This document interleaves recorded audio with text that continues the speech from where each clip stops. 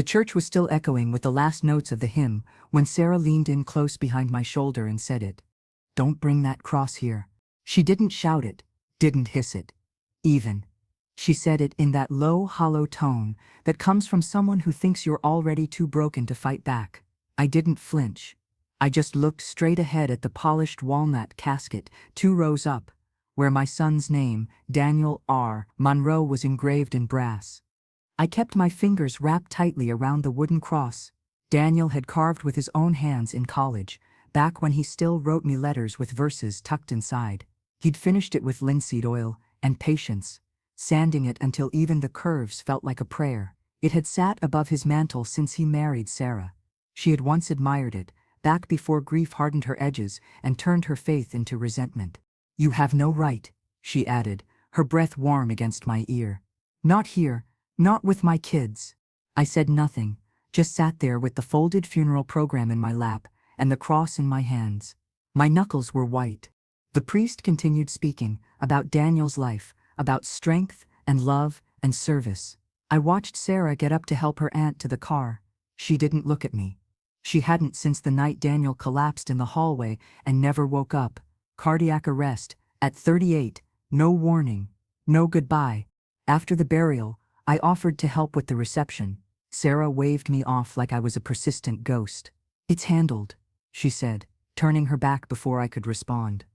I rode home in the back seat of a minivan, squeezed between Sarah's niece and a platter of cold macaroni salad. Sarah and the kids were in Daniel's truck. She didn't ask me to ride with them. I didn't ask to be included. When we got to the house, my house, I walked through the door I'd paid to fix 2 winters ago and carried the cross to the living room. I stood in front of the fireplace and hesitated. Daniel's photo was already on the mantel. I rested the cross beside it, gently, reverently, then stepped back and folded my hands. "Don't," Sarah snapped from behind me. I turned. She stood at the kitchen entrance, arms crossed. Her black dress was sharp, tailored. She looked more like someone closing on a house than a grieving widow. "Don't make this about you," she said. "It's about Daniel," I replied softly. She pointed at the cross like it was a weapon. "Not with that. Not here. We're not doing this." "This was his," I said, unwilling to move it. "He made it. He asked me to keep it safe." She stared at me, like I'd spoken in a different language. "He's gone. The kids don't need religious guilt shoved in their faces right now. They need truth," I said. "They need memory. They need stability," she said sharply. "And that does not include relics from your fairy tale version of God." I didn't argue. You can't reason with someone still bleeding from grief. You can only step around the wound. "I'll keep it in my room," I said finally, and picked it up. "Thank you," she said coldly, but it didn't sound like thanks. I retreated down the hallway, my fingers trembling around the base of the cross. I passed Daniel's old room. His scent still lingered, a mix of cedarwood and something warm I could never name. It nearly buckled me. My room, once the guest room, was quiet. The blinds were closed. A stack of Daniel's childhood drawings was still where I left them, on the dresser after he died. I sat on the edge of the bed and traced my fingers over the grooves of the cross. "Lord," I whispered, "give me wisdom." Sarah didn't speak to me the rest of that night. I overheard her in the kitchen, with her sister, whispering through wine and bitterness. "She thinks she's going to preach over my children." A pause. "She's still clinging to all that church nonsense like it makes her holy." Another pause. Laughter. "I swear, if she brings that rosary out at dinner again, I'll lose it." I bit my tongue hard enough to taste copper. I didn't touch my rosary at dinner. I didn't say grace. I let Sarah pour boxed wine into 2 mismatched glasses and serve microwaved chicken with silence. The kids were unusually quiet too, their eyes bouncing between us like they sensed a line had been drawn. After dinner, Sarah sent them to bed and asked to talk privately. We sat in the living room, me in Daniel's old recliner, her perched upright on the edge of the couch, like a lawyer cross-examining. "I need to be clear," she said. "This house was meant for the kids, not for you to turn it into a chapel." "This house is mine," I said slowly. "Daniel and I co-signed when he and I refinanced. You know that." She didn't flinch. "He told me he'd change that. He just didn't get around to it." I said nothing, because Daniel never told me that. And I had the papers to prove otherwise. Buried in my safe, Behind the photo of him in his army uniform, Sarah leaned forward. Sign it over. You can live here as long as you want. I won't make trouble, but I need the deed in my name, for security, for their future. I looked at her carefully. There was no grief in her voice, only control. She wanted power, and she thought I was too old, too soft, too tired to fight. I'll think about it, I said. She nodded. Good, I'll have a notary ready by Friday. When she left the room, I clutched the cross tighter. Not a chance, I thought. Not a chance in hell. That night I stood alone in the living room, just before midnight. The fireplace was cold. Above it, the photos of Daniel as a baby, a boy, a man, stood like silent witnesses. I lit a candle, the one from my husband's memorial, and placed the wooden cross beside it again. Just for a moment. Just for the memory. I didn't weep. I didn't rage. But I prayed. Long and slow and out loud. And somewhere deep in the walls of that house, I swear the silence listened. I woke early the next morning, though sleep had never really settled over me. I watched the ceiling grow lighter, with dawn, and wondered if Daniel had felt it too, that sense near the end of a house turning colder by the day. The cross lay on my nightstand. I reached for it before I even put on my slippers. Down the hall, I could hear Sarah's heels pacing across the kitchen floor. The smell of burnt toast mixed with the sound of a news podcast playing too loud. I stayed in my room a little longer. Morning peace had become a fragile illusion in this house, shattered too easily by bitterness and control. When I finally stepped out, the kids were at the table, hunched over bowls of cereal. Jacob, the youngest, glanced up at me and smiled faintly. I returned it and ruffled his hair as I passed. "Morning, Grandma," he said. Sarah didn't look up from her phone. She sipped coffee like it was armor. I reached for a mug and poured myself a cup. She set hers down with a deliberate clink. "I'll need you out of the kitchen by 10, she said. "The notary is coming early." I didn't answer, just stirred in some cream. "I assume you've had time to think about the deed," she added, without looking. "I have," I said. She waited for more, but I left it at that. I sat at the far end of the table, away from the kids, away from her. Jacob looked between us, like he could sense something was being carved in silence. Grace, the older one, chewed slowly and avoided my eyes. I hated what it was doing to them. That slow poisoning of spirit. When adults build walls in rooms, children can't escape. "Do you want me to take them to school?" I asked. Sarah finally looked at me. "No, I've arranged rides." She always said it like she was correcting a mistake. The kids stood and gathered their bags. I gave each one a kiss on the forehead, and Jacob leaned into it the way Daniel used to when he was little. Grace hesitated, then gave me a quick hug. "Be good," I whispered. Sarah watched it all, like an observer of strangers. Once they left, I washed my mug and dried it slowly. The clock ticked loud in the silence. I felt each second drag its feet. At 10:07, the notary arrived. A woman in her 50s with a professional smile and a clipboard. "Eleanor Monroe?" she asked. "That's me." She handed me a folder. "This authorizes property title transfer to Sarah Monroe exclusively. You're listed as joint owner, so your signature is required to finalize it." Sarah stood by the kitchen counter, arms folded, a glass of water sweating beside her. "I won't be signing today," I said calmly. The notary blinked. "Is there a concern?" "I haven't had time to review the legal ramifications with counsel," I replied. Sarah scoffed. "This isn't some court case, Eleanor. It's a formality. For the kids' future." I turned to the notary. "I'm sorry for the trip, but I won't be signing. Not today." The woman gave a polite nod and packed her folder. "You have a right to review. No pressure at all." Sarah didn't say another word until the woman left. Then she exploded. "You're seriously going to stall this? After everything?" "I'm protecting what's mine," I said. "No, you're clinging to something because it gives you control," she snapped. "Daniel wanted this house for his family. He did. Which includes me." She stepped forward. "He's not here anymore. You don't get to play guardian of his memory while shoving your beliefs down our throats." "I'm not playing anything," I said, evenly, "but I know what he asked of me, and I know what I've given, financially and otherwise." "That doesn't entitle you to ownership," she hissed.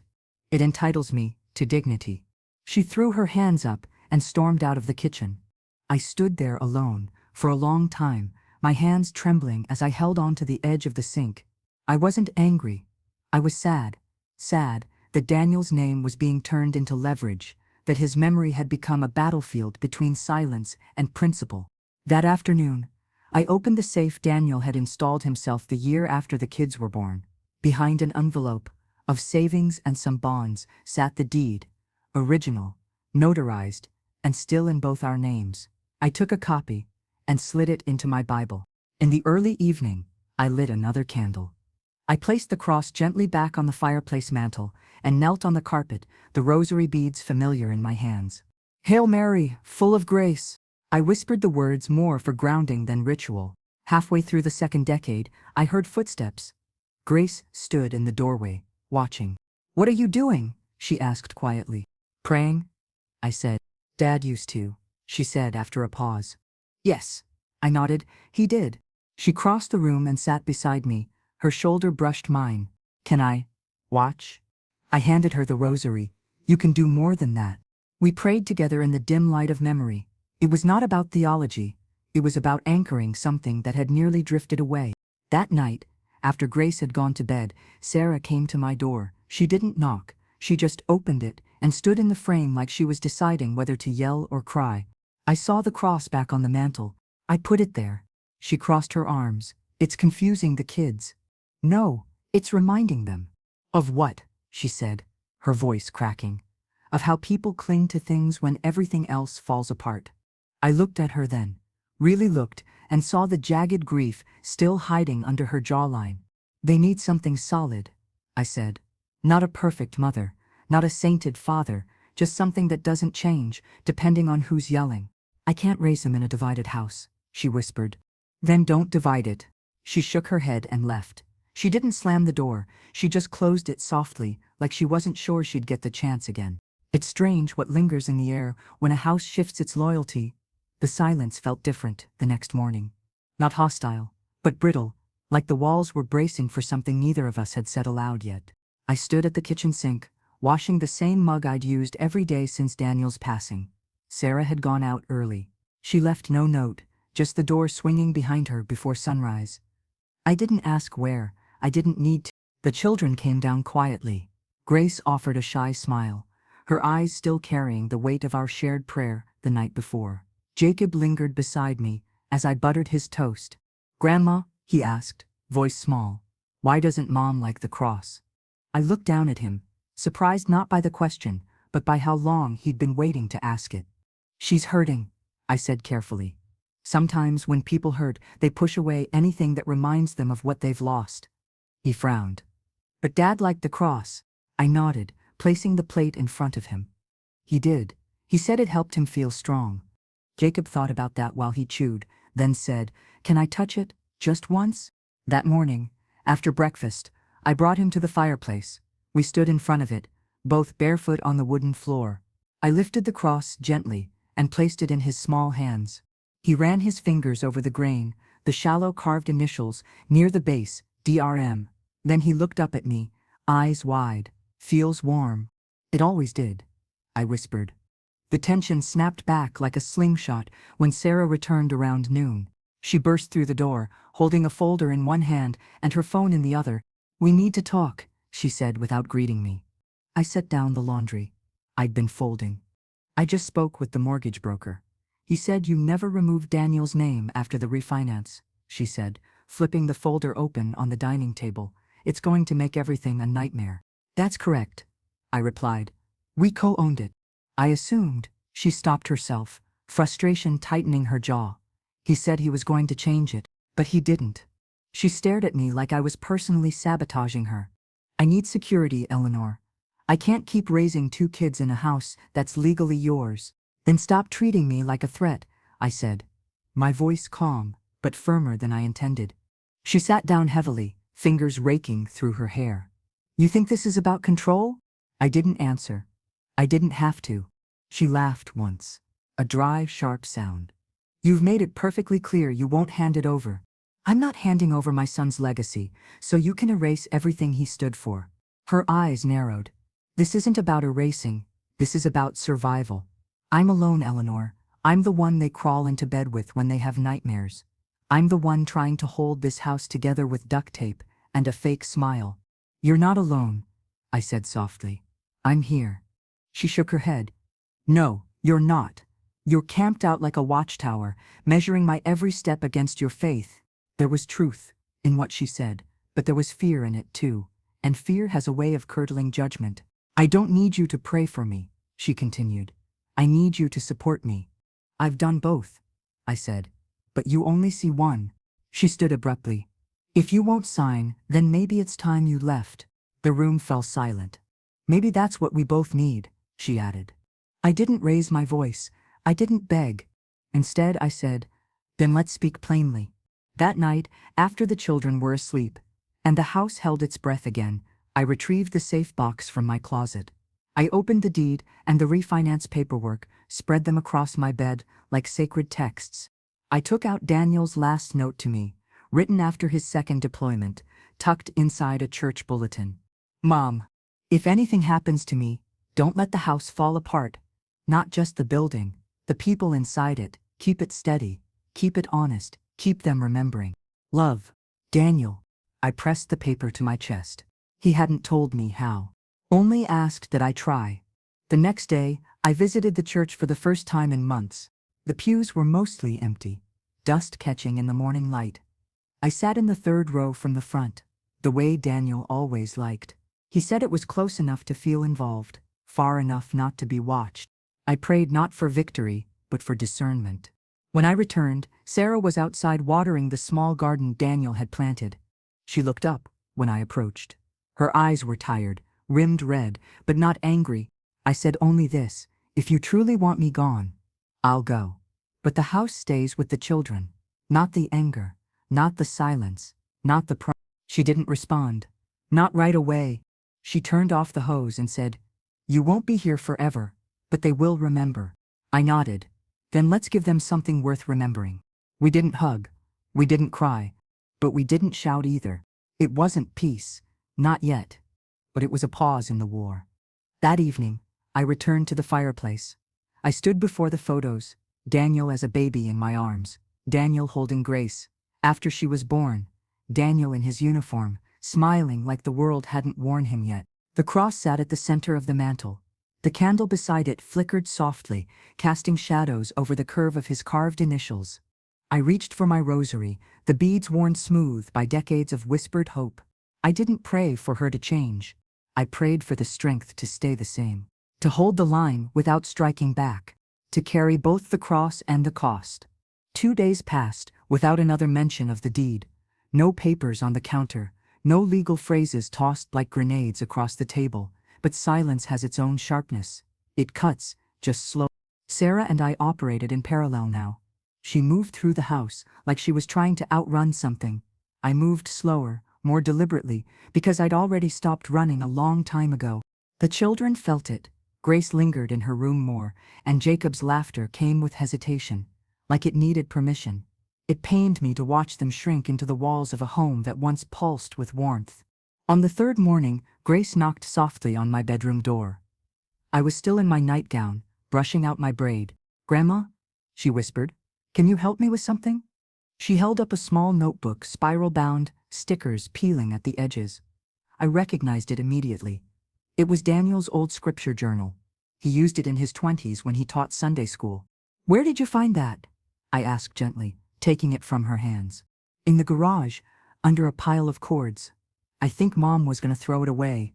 My throat tightened.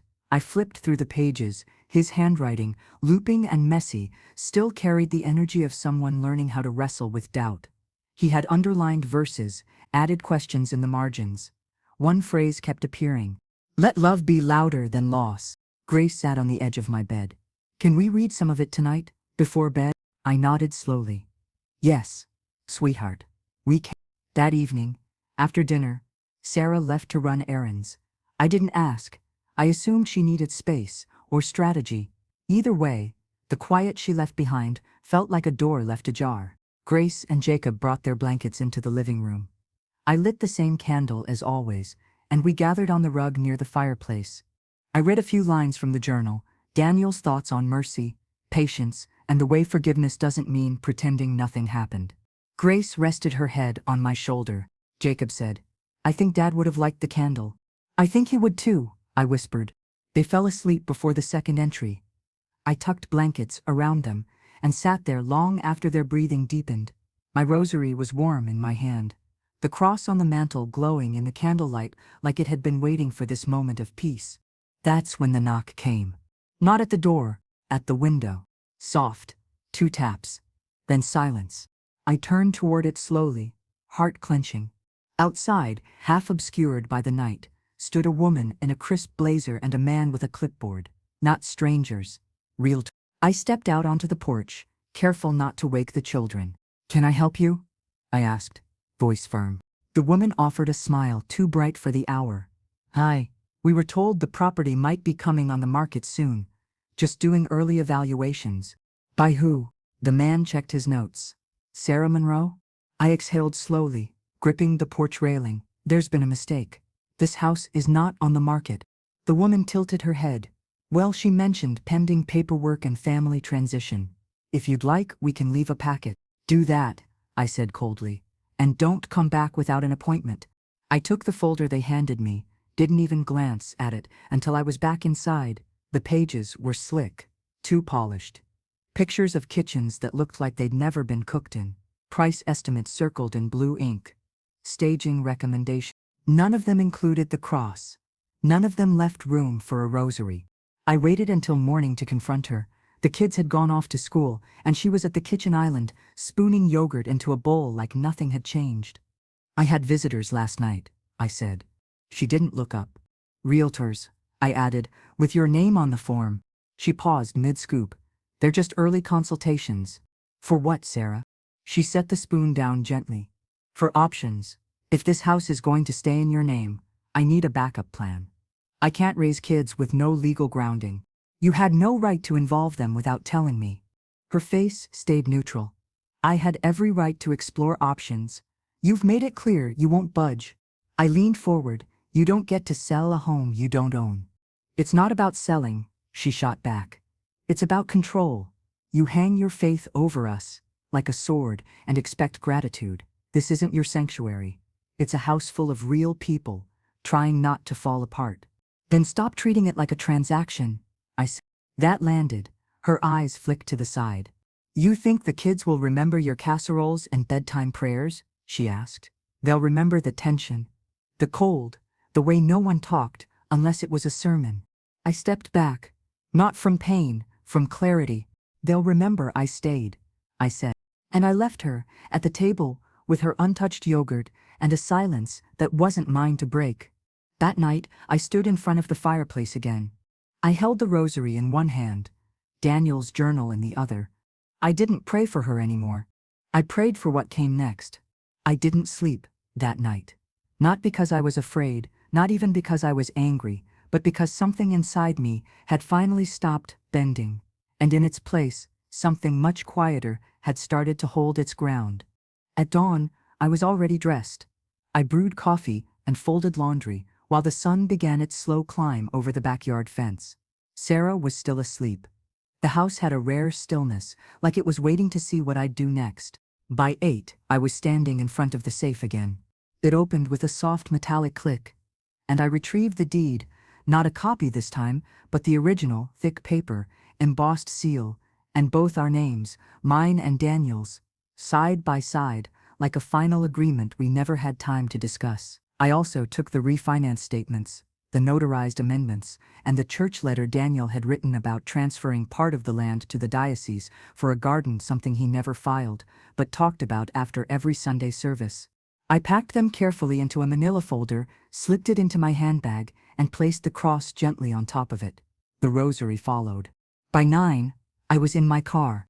The attorney's office sat at the edge of town, tucked behind a row of faded brick buildings, and a shuttered bakery that still smelled like cinnamon, if you stood close enough. I hadn't been there in years, not since Daniel and I had updated our will after his second deployment. The man who opened the door now wasn't the same junior associate I remembered. "You're Eleanor Monroe?" he asked. "I am. I need legal clarity," I said, placing the folder on his desk. He read in silence. I watched his face, measured, intent, increasingly focused. Your name's still on every title, he finally said. Full co-ownership. There's no legal path for her to sell or transfer anything without your consent. She's been making plans anyway, I said. People have come to the house. He didn't look surprised. It's not uncommon. People grieve into ambition. Or anger, I added. He gave a tight nod. Would you like to file a formal protection claim? What does that mean? He leaned forward. It means you make it clear, legally and on record, that no changes can be made to the property without your signature. It sends a message. I thought of Grace's eyes the night she fell asleep beside the cross, of Jacob's fingers tracing the wood like he was discovering a memory that belonged to him too. File it, I said. He got to work immediately. By the time I returned home, Sarah was sitting on the porch with her phone in one hand and a cigarette in the other, something I hadn't seen since Daniel was alive. Where were you? She asked. Downtown, I replied. She stared at me, not asking more, but the tension in her shoulders gave her away. Inside, the kids were watching a cartoon on low volume. I paused in the entryway to take them in. Grace curled under a blanket, Jacob half asleep, his hand resting near the base of the coffee table like he'd been waiting for someone to take it. I joined them for a while, said nothing. Just sat in that fragile space where love still breathed quietly between what had been broken. When the mail came, I took the envelope addressed to me straight to my room. Inside was the filed protection notice, official, time-stamped, binding. I placed it in the safe alongside the deed and closed it with purpose. That evening, Sarah called a meeting. She called it that, too, like we were a board of directors rather than the last pieces of a fractured household. She stood in the kitchen, voice even but distant. I need to know your intentions. I placed my coffee down and met her eyes. You already do. She looked away, frustrated. I'm trying to give the kids a future that isn't weighed down by expectations. What you call expectations, I said. I call promises.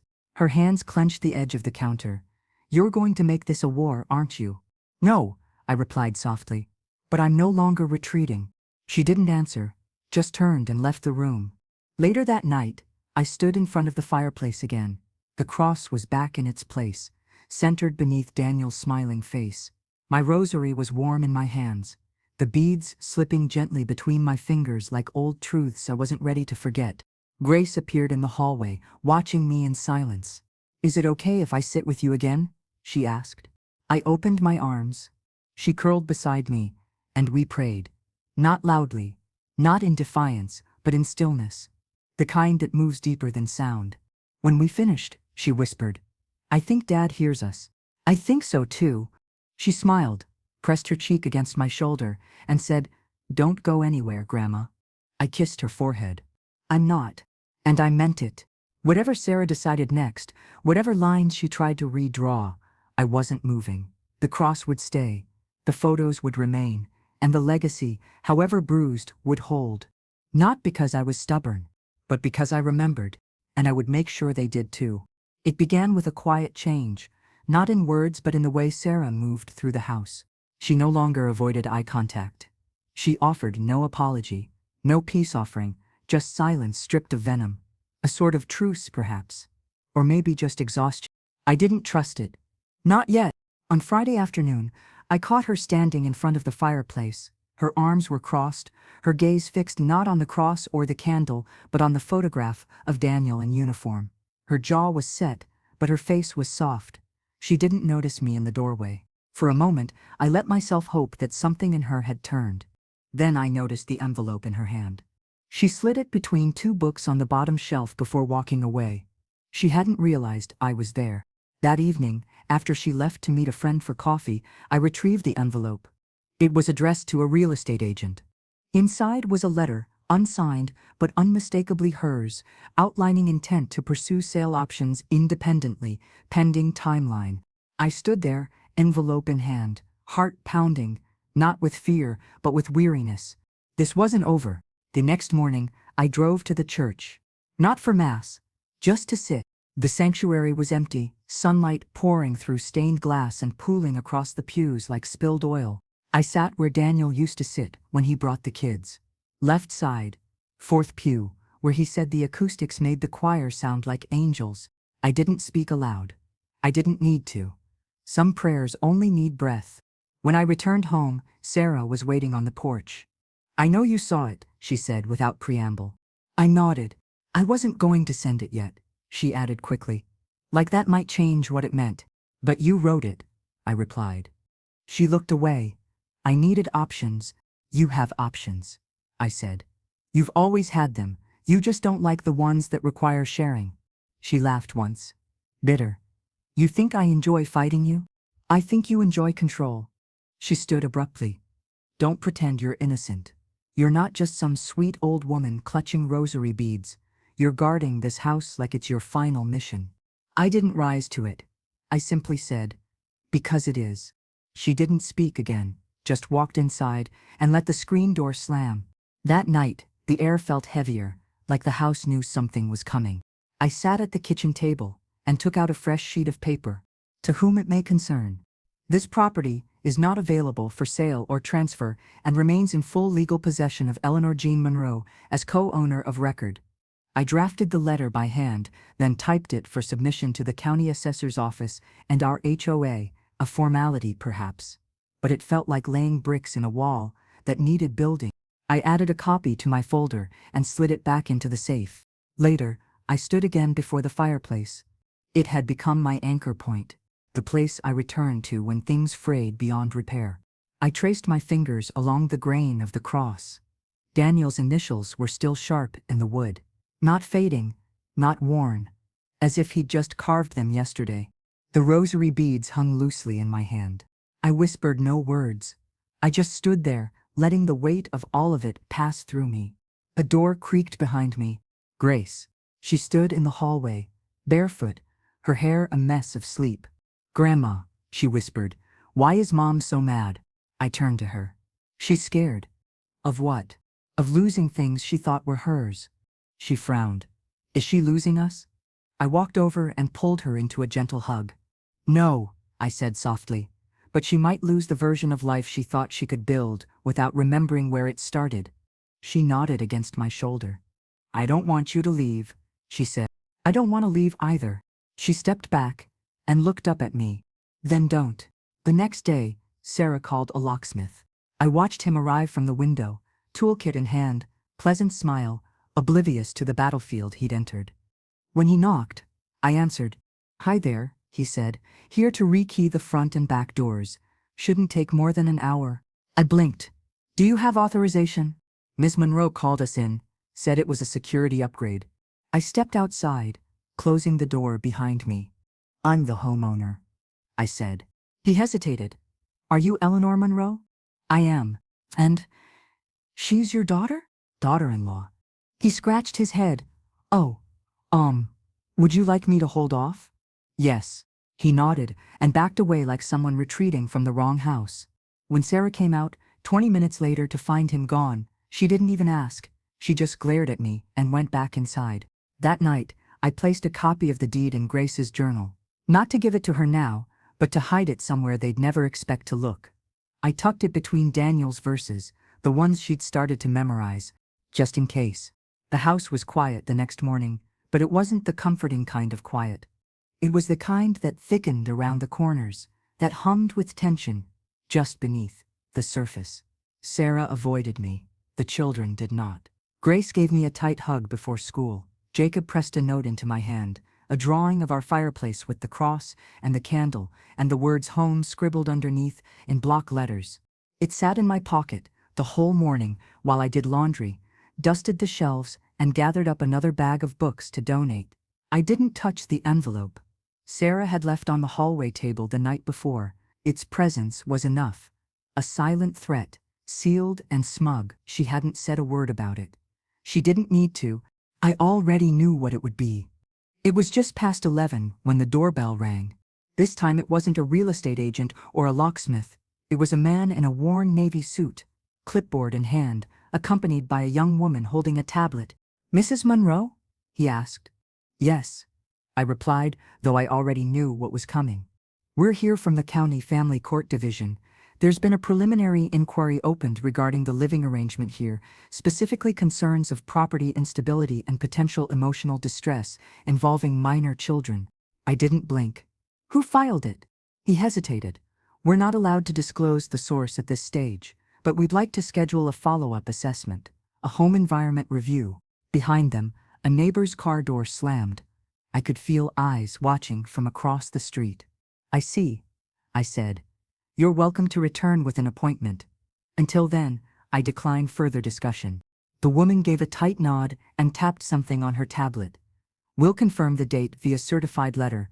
They turned and left, their shoes crunching on the gravel like a countdown. I stood there in the doorway long after they were gone, hands clenched so tightly around the frame that the wood creaked. That afternoon, I sat on the porch with the envelope Sarah had left. I opened it slowly. Inside was a typed letter addressed to the court, unsigned but thorough. It outlined growing concerns over my emotional rigidity, my religious pressure, my inappropriate influence over family decision-making. It included references to my age, my declining flexibility, and even accused me of using spiritual symbols as a form of control. At the bottom, it listed her full name, Sarah E. Monroe. I folded the letter and placed it back in the envelope. Then I went inside and packed a small suitcase. No, I wasn't leaving, but I wanted Sarah to see it, to wonder, to feel, even for a moment, what it might be like if I really did walk out and take all that I carried with me. That night, I said nothing over dinner. Neither did she. Grace picked at her food.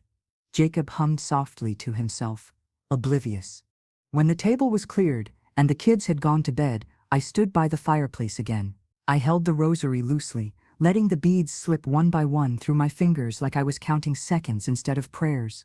Sarah entered the room behind me. She didn't speak at first. Then, softly, "You're going to make this into a holy war, aren't you?" "No," I said. "You already did that when you called the court." She didn't deny it. She just walked to the edge of the rug, folded her arms and said, "You don't belong here anymore." I turned slowly, meeting her eyes. "That's not your call to make. You're not their mother." "No," I said, "but I was Daniel's, and this was his house. This," I gestured to the mantle, to the photos and the cross, "was his legacy. You don't get to erase it because it makes you uncomfortable." Her lips quivered. "I'm trying to build something stable. You're trying to keep us buried in grief." I stepped forward. "You are so afraid of memory, Sarah, that you're willing to rewrite everything just to feel in control." She didn't respond. She didn't need to. She walked out and didn't return that night. I didn't sleep much. I spent most of the night at the fireplace, holding the rosary, whispering the same words I had whispered over Daniel's bed after his birth, after his first fall, after his final deployment. Protect him. Let him be light. Let him come home. And now it was a different kind of home I prayed over. Not the walls, not the bricks, but the hearts inside it. In the morning, Sarah was gone. No note, just her absence and a half-drunk mug of coffee left by the sink. The children came down quietly. I got them ready for school, packed lunches, said nothing about what might come next. After they left, I sat on the couch and stared at the envelope again. I could fight it, legally, logically, but that wasn't what hurt the most. It was the betrayal, the calculated way she was weaponizing grief and calling it progress. I returned to the fireplace, lit the candle, held the rosary like a tether, and whispered, "I will not be erased." The letter from the county arrived 3 days later, thick envelope, county seal, certified signature on the front. I opened it in the sunroom, alone, while the children played in the backyard and Sarah sat on the porch pretending to scroll through her phone. Preliminary hearing scheduled, review of household status and co-occupancy rights, family welfare considerations, temporary arrangements pending investigation. Words meant to sound impartial, but I knew what they were built for: displacement. I folded the paper slowly and stared out the window. Grace was braiding dandelions into a circle, while Jacob dug a hole in the corner of the yard like he was hunting treasure. They had no idea that their home was becoming a battlefield in ink and inference. I told myself I wouldn't cry until it was over. But that afternoon, the weight found a crack. I wept quietly, shoulders shaking with the kind of grief that doesn't announce itself. The kind you wear like a second skin. That evening, I cooked dinner. Nothing fancy, chicken and rice with sautéed green beans. The kind of meal Daniel used to request when he was overwhelmed, something simple that brought the temperature down. Sarah didn't join us. She stayed upstairs. The kids asked where she was. I said she was resting. Jacob showed me the map he'd drawn of the treasure pit in the backyard. Grace told me her teacher asked about her bracelet and said it looked like something her grandma would have made. I smiled, nodded, tucked every detail into my memory like it was all about to be taken from me. After they went to bed, I went to the fireplace. My usual place now. The cross stood still, flanked by family photos that now felt like affidavits. My rosary slipped through my hands in rhythm, but I wasn't praying out of habit anymore. I was anchoring. This house is not just walls. It's the echo of bedtime stories. The burn marks on the kitchen counter. The cross Daniel carved when his hands were too restless with grief. It's where I held them all together, even when I was breaking. I didn't say those things aloud, but I believed them hard enough to hear them anyway. The next morning, I went into town. Not to the attorney this time, but to the church. Pastor Wells had been there. Since Daniel was a teenager, he'd officiated Daniel's wedding, held my husband's funeral, baptized both of my grandchildren. He wasn't just clergy, he was part of the timeline. I found him in his office, tending to a dying ficus like it was a sacred charge. "You came," he said gently, setting the watering can down. "I need a witness," I replied. He raised an eyebrow. "Not for court," I added, "for what's left of me, if they take the rest." He gestured for me to sit, and I told him everything. The letter, Sarah's accusations, the silence that had become strategy. When I finished, he said nothing at first. Just leaned back in his chair and studied me the way someone studies scripture, looking for the parts that aren't underlined. Finally, he said, "The law might not understand what this house means to you, but God does.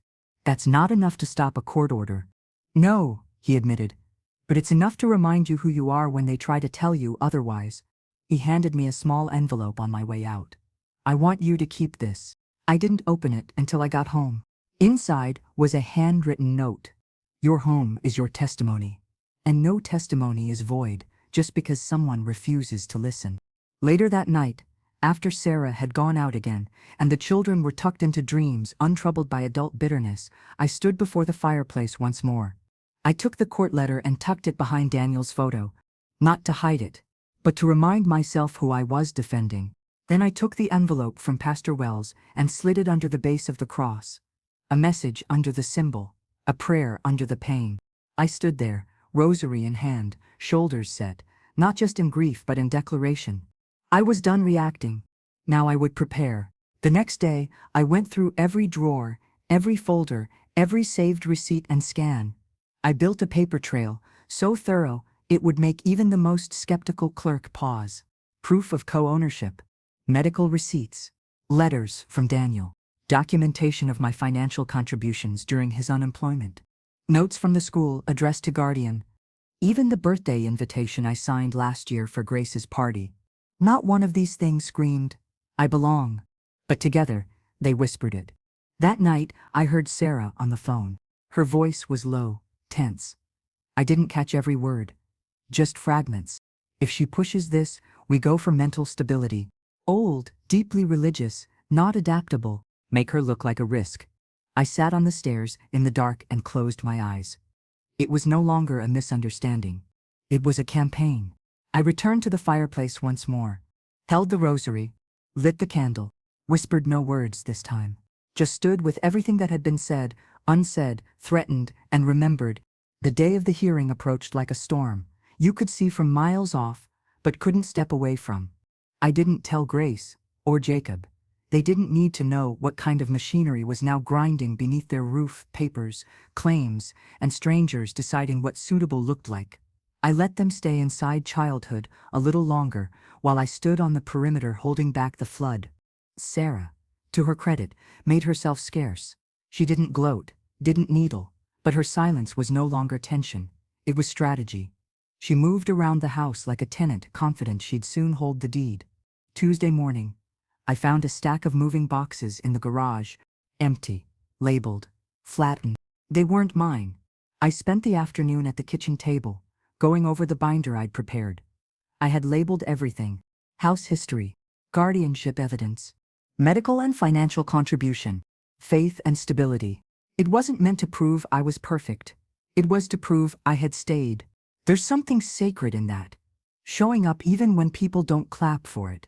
I remembered the night Daniel called from his deployment and said, "Mom, don't let things slip when I'm gone. Keep them tight. The kids, the house, the center of it all." Back then, I'd thought he meant laundry schedules and grocery budgets. Now I knew he meant the soul of the home. That evening, I stood again at the fireplace. The cross felt heavier than usual when I held it, not in weight, but in meaning. I'd brought it out of my room and placed it back on the mantel 2 days earlier. Sarah had said nothing, but I noticed how she avoided looking at it. I held my rosary, but I didn't pray aloud. Some nights, it wasn't about asking for strength. It was about confirming it was still there. Grace wandered into the room as I stood in silence. She carried her drawing pad and sat cross-legged on the rug. "Can I draw here?" she asked. "Of course." She opened to a blank page and began sketching the fireplace, eyes flicking between the cross and the candlelight. After a few minutes, she said, "Are we going to have to leave?" The question landed like a stone in my chest. I crouched down beside her, lowering myself slowly until we were eye level. "What makes you ask that?" I said gently. "Mom's been whispering a lot on the phone, and I heard her say, if she loses, we're in the clear." I sighed, brushing a strand of hair from her face.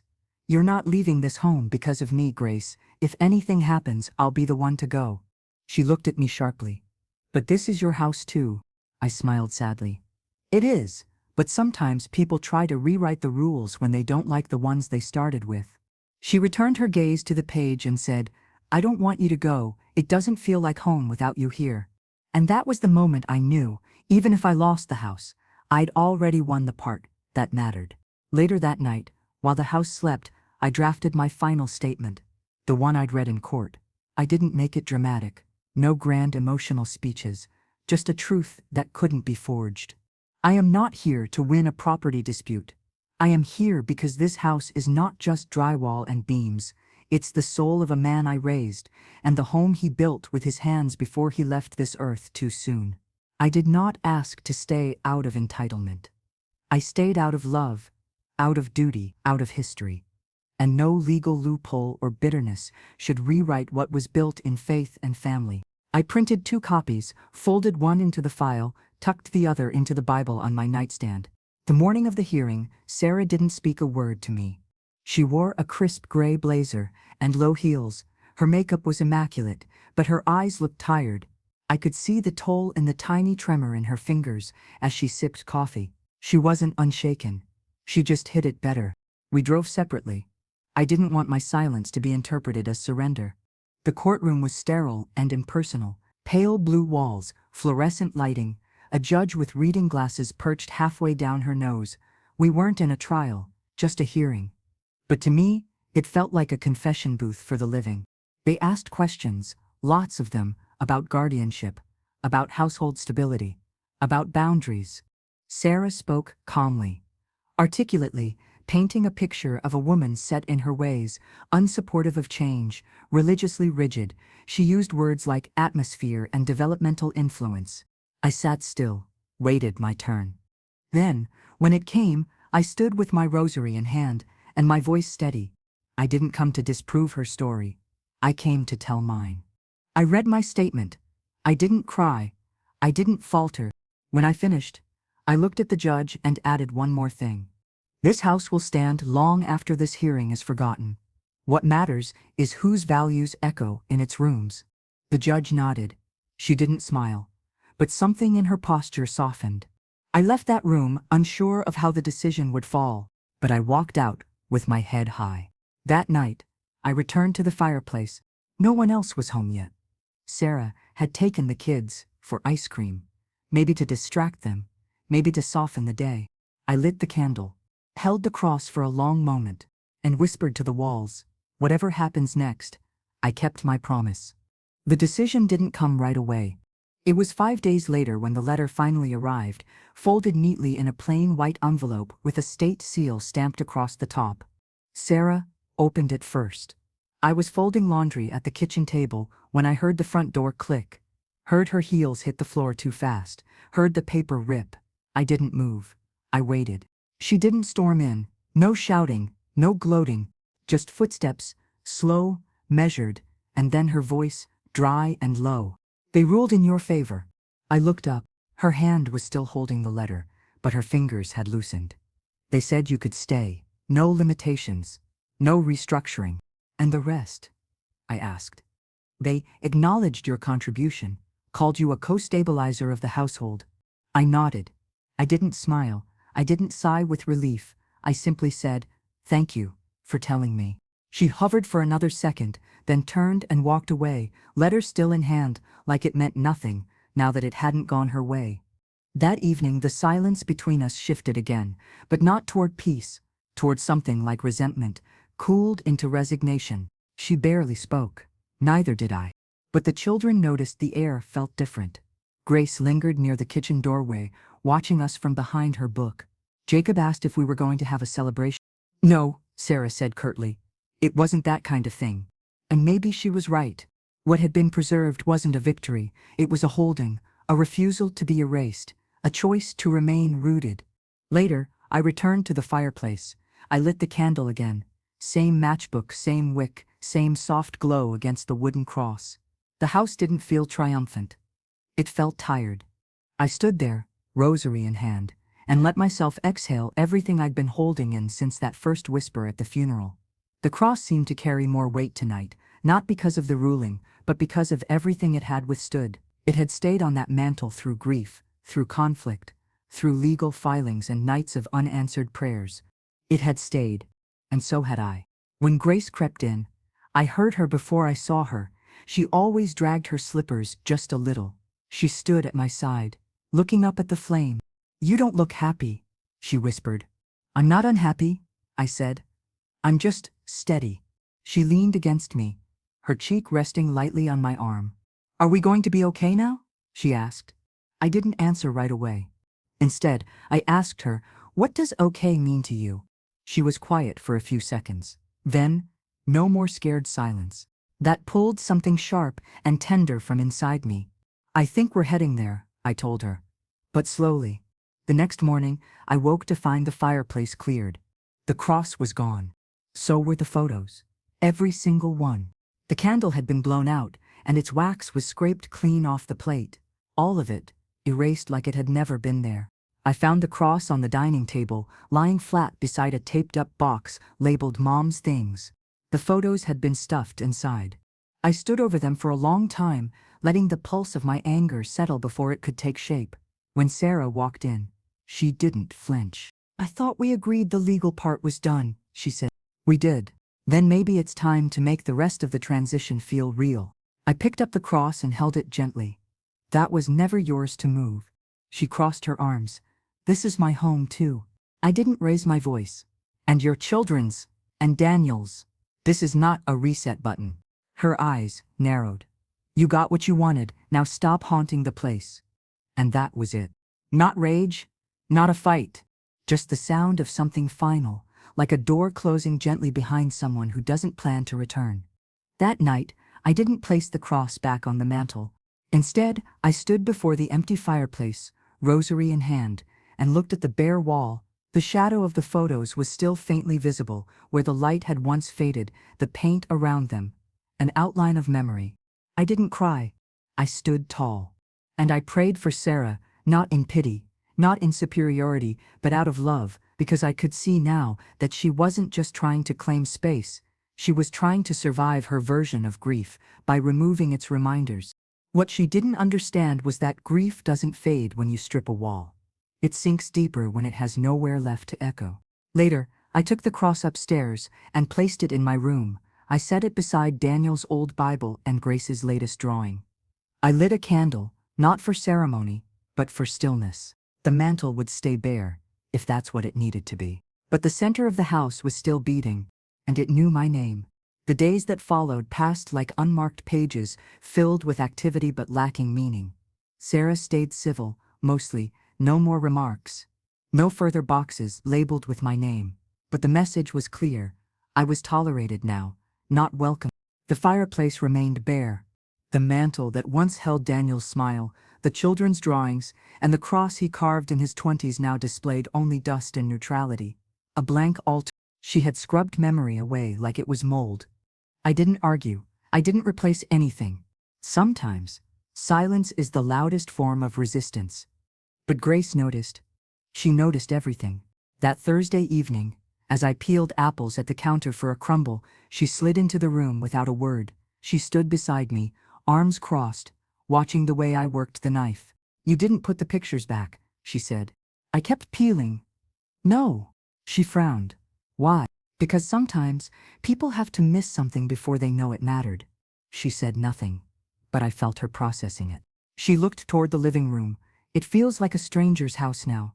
I handed her a peeled apple slice. She took it without chewing right away. "Mom says you're going to stay in your room more now," she added. "I'm not going anywhere," I said softly, "but I may not always be where people expect me to be." She thought that over, then whispered, "Can we keep praying, even if there's no cross downstairs?" I turned to her, rested my hand lightly on her back. "Prayer doesn't need furniture, Grace. It just needs a willing heart."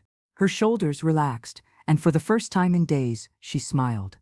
That night, I sat in my room with the cross beside me and Daniel's Bible open on my lap. The passage I landed on wasn't underlined or bookmarked. It was quiet, like a whisper between more dramatic scriptures. "Let us not grow weary in doing good, for at the proper time we will reap a harvest if we do not give up." I read it twice, then traced the words with my finger like I was sealing them in. I wasn't weary of doing good. I was weary of being dismissed for it. The next morning, I woke earlier than usual. Something in the air felt different. Not heavy, but charged. I made coffee, set out breakfast for the kids, folded the blanket on the couch that Grace always kicked off in her sleep. It was quiet, just the way I used to love it before peace had to be earned every hour. Then I saw the front porch light blinking. A soft flicker, almost imperceptible. I stepped outside barefoot, coffee still in hand. That's when I saw it. A cardboard box, unmarked. No return label, just set neatly against the wall. I brought it inside and opened it carefully, one corner at a time. Inside were photos. Frames I thought Sarah had thrown away.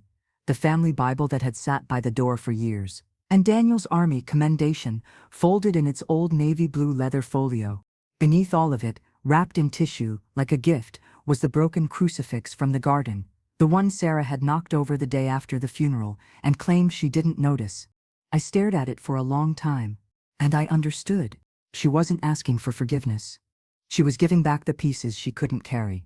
That evening, after dinner, I waited until everyone was tucked away. The house was still. I brought the cross back to the mantel, gently, not like an act of defiance, but of memory. I arranged the photos carefully. Daniel's smile at age 10, his wedding day, Grace's crooked-toothed kindergarten grin, Jacob holding a paper star with glue still drying. I left the army folio closed beside the candle and relit the. Then I stepped back. The room breathed again, like it had been holding its breath since the moment Sarah first said, "Don't bring that cross here." I stood in front of it, rosary in hand, the beads warm from being clutched all evening. I didn't whisper anything this time. I just let the light speak. Footsteps padded softly behind me. Sarah stood at the edge of the room. Her arms were folded, not in defiance, but in uncertainty. "I didn't ask permission," I said without turning. "I know." She hesitated. "It's still your house too." I turned to face her. "It always was." She nodded once. "Then, I found Grace crying yesterday. She said the room felt like it forgot who it belonged to." She's not wrong. We stood in that strange, forgiving quiet for a long moment. Then she asked, "Can we try again?" I didn't say yes. I didn't say no. I just stepped aside so she could see the cross again. The next morning, I awoke to the smell of something unexpected, pancakes. I hadn't heard Sarah cook in weeks. I followed the scent down the hall like a child drawn to comfort. The kitchen was already filled with quiet clinks of silverware and the rustle of napkins being folded. She moved with practiced rhythm, mixing batter, flipping, plating like she used to, before words between us required legal filters and whispered warnings. "Good morning," I said gently. She didn't look up. "They like them with chocolate chips now." I poured myself coffee, sat at the far end of the table. You didn't have to do this, I said after a while. She shrugged. I did. Grace entered, still in her pajamas, hair a cloud of soft tangles. She grinned when she saw the stack on the plate. Are these real? They're hot, Sarah replied. Eat them before they turn into memory. That line stuck with me. Eat them before they turn into memory. How many moments had already done just that? After the children left for school, Sarah and I remained in the kitchen, our movements soft, parallel. I shouldn't have packed up the mantle, she said finally. I nodded, not to agree or forgive, just to acknowledge the truth hanging in the air. I didn't know how to sit with him, she added. With Daniel, not through a cross, not through that silence. You were never expected to, I said, setting down my mug. I only hoped you wouldn't close the door to those who needed to. Her eyes glistened, but no tears fell. He always believed in that stuff, she whispered. Even when I didn't. Faith doesn't need unanimous votes, I replied. It just needs room. That was as much reconciliation as either of us could handle that morning. But it was enough. Later, I found Grace sitting at the fireplace again, sketchbook on her knees. She was drawing our mantle, the cross, the candle, the newly returned photos. She looked up when I approached and said, Mom, let me help pick which pictures to put back. I smiled. Did she? She said, I should help remember where they belong. I sat beside her and pointed to her sketch. You forgot someone. Who? You. She laughed. I don't belong up there. Sure you do, I said. You're part of the reason it's standing again. She stared at the drawing a moment longer, then began adding herself in, crayon lines forming a small figure near the base of the cross, holding something that looked suspiciously like a rosary. That evening, after dinner, I lit the candle again. Sarah didn't stop me. Instead, she joined me. She stood quietly beside me, not in prayer, but in something close to presence. I'm not ready for all of this, she said. You're not supposed to be, I replied. None of us ever are. We stared at the flicker. She asked, Do you think they still feel us? I think they always do. She closed her eyes for just a second, then turned away. Progress, not peace. But I'd take it. Before bed, I found a small envelope tucked into the seam of my bedroom door. My name was written in Sarah's handwriting. Inside was a note. Nothing long. Just 3 sentences. Thank you for not giving up on this house. Even when I tried to push you out of it, I know now some walls are held up by faith, not nails. I folded it carefully and placed it between the pages of Daniel's Bible, right beside the court letter. Both were documents of survival. That night, I stood again before the fireplace. The cross glowed under the soft light. The photos didn't feel like a collage of grief anymore. They looked like anchors, memories held in a place that knew them by name. I pressed the rosary gently to my chest. I kept it upright, I whispered, even when it tried to fall. The candle flickered, as if to agree. Footsteps entered behind me. Jacob. This time. He rubbed his eyes, still half asleep. Grandma? Can I pray with you, just for a minute? I reached out a hand. He came to me, small and warm and safe. We didn't say long prayers, just a few words. But as he stood there, his hand wrapped around mine, I realized we weren't just surviving anymore. We were restoring, and that meant something. Because sometimes the miracle isn't that you win. Sometimes it's that you're still standing after everything tried to move you. Sunday morning came slow and soft, like God had pulled the clouds back just far enough to warm the old wood floors. I brewed my tea while the house still slept. No one asked where I was going. No one stopped me at the door. I took the rosary from the hook near the fireplace, folded it gently into my palm, and stepped outside alone. The walk to church felt longer than it used to. My knees spoke more than I asked them to. But my steps were steady, each one remembering why I'd kept walking all these months. The sanctuary was quiet when I entered, sunlight slanting through stained glass like colored breath, pews shining from last night's polish. I sat where Daniel used to sit, left side, 4th row. The same seat he held Grace in when she cried during hymns, the same one where I prayed for him every time he deployed. I sat there now, alone, but not empty. Pastor Wells smiled when he saw me. Didn't say a word, just gave a small nod, like someone acknowledging that a prayer had returned to its beginning. When I came back home, the house wasn't quiet. It was alive. Sarah and the children were in the kitchen. Laughter bounced off the walls as Grace tried to pour batter without spilling, Jacob dancing around with a wooden spoon like a sword. Sarah saw me in the doorway and smiled. Not a performance, not a truce, a real smile. Hungry? She asked. I nodded. Always. She handed me a plate. They wanted to make breakfast for you. Why's that? I asked, eyes narrowing playfully. Grace chimed in, because you're the queen of the house. Jacob added, and queens eat pancakes with syrup shaped like hearts.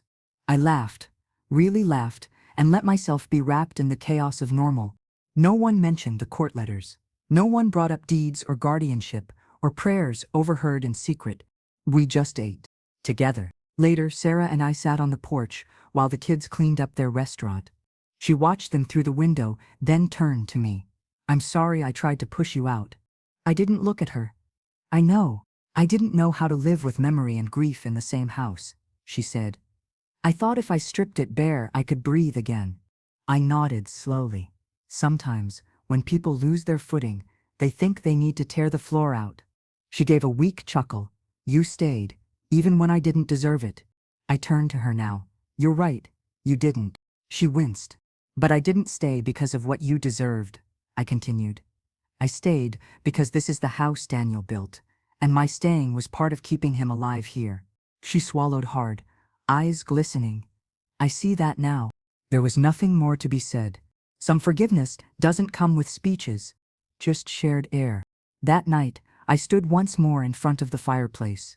The cross was centered, polished gently by Grace's cloth. The photos were aligned in no particular order. Daniel, as a child, nestled beside Grace's school portrait. Their family's wedding photo, sitting just above my husband's old fishing shot. It was imperfect. It was perfect. I held the rosary again. Not in defiance, not even in prayer, but as witness.